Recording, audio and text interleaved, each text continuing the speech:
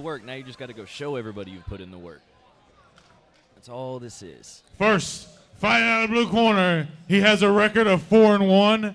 He weighed in at 143.6 pounds. He stands 5 feet, 5 inches tall, and is fighting out of Chanute, Kansas for Hutchison's Combat Jiu-Jitsu. He is Jacob, the Dark Horse Hutchison. And now, for his opponent, fighting out of the red corner, he has a record of 5-3. He weighed in at 144.8 pounds. He stands 5 feet, 10 inches tall, and is fighting out of Fort Smith, Arkansas for Showdown MMA and Thunder Muay Thai. He is Colton, the Young Warrior Hamm.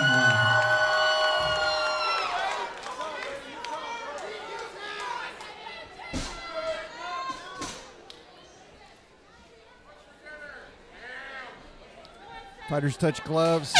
Colton's, he's got some height here. Don't touch gloves.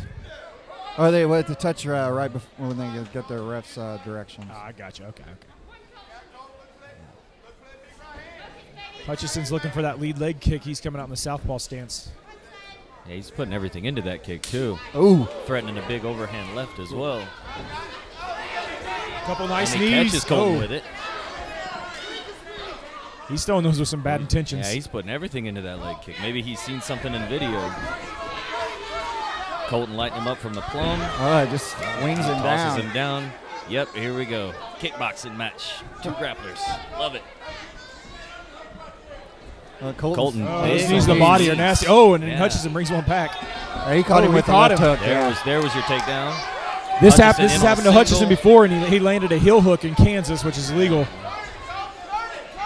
He got cracked and knocked down, and then lands a heel hook immediately. So, all right, gets Colton to the ground. Colton wraps up guard. We got blood flowing triangle somewhere. Attempt. He switched into the armbar. Armbar, belly down. Hutchison stepping over, doing a good job. Is his head still stuck? I can't see it. No one knows. Oh,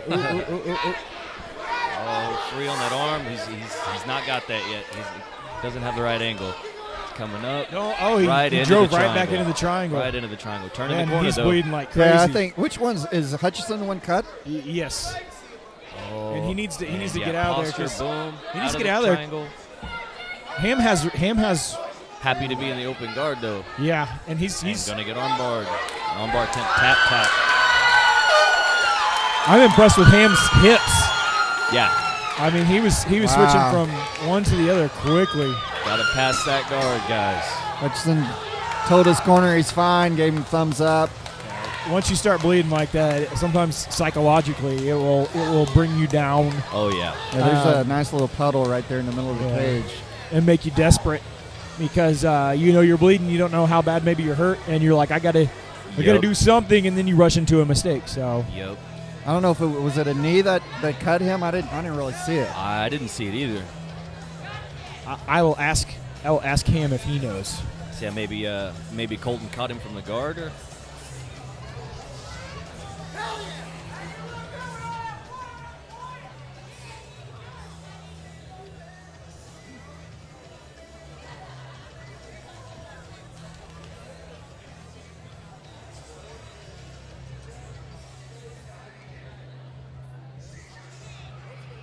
Colton improves to 6-3. So as a professional fighter, how do you know when it's time to go pro? I mean, oh man, I have this talk with some of my students, some of my amateur fighters all the time, and how do you know when it's time to go pro? When you fought the best of what there is. I mean, you're not ducking fights from anybody because of their record. You want to fight them all. Don't necessarily have to beat them, but you've got to know what a fight is. There's a few things that I tell my guys. These are things that you can only experience in the cage in a fight, and I want to make sure you experience as many of them as you can before you turn pro, Because the last thing you want is to turn pro and then be in a war and not know how you're going to react to it. Great point. Great point. Well, there's Colton's biggest fan right there. Outstanding. You got to love that.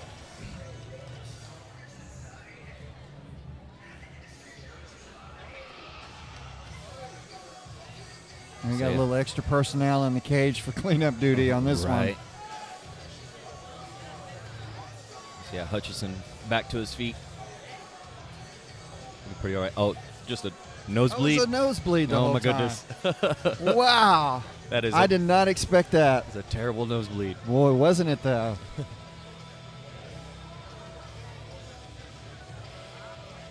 And when you get a terrible nosebleed like that, it looks bad to the judges.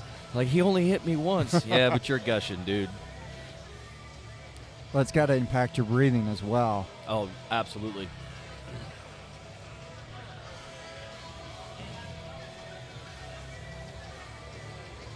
Great sportsmanship going on both sides here, too.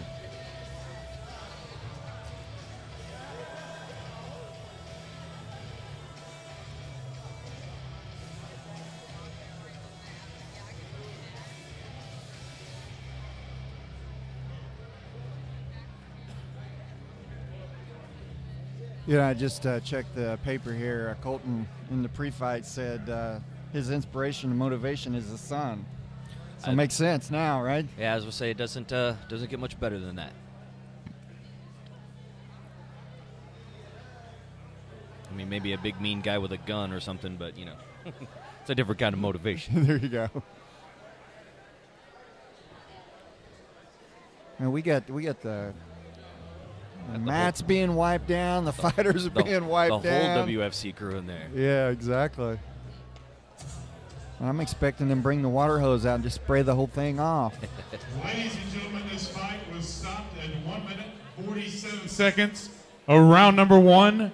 For your winner by tap out due to an armbar, Colton Hamm.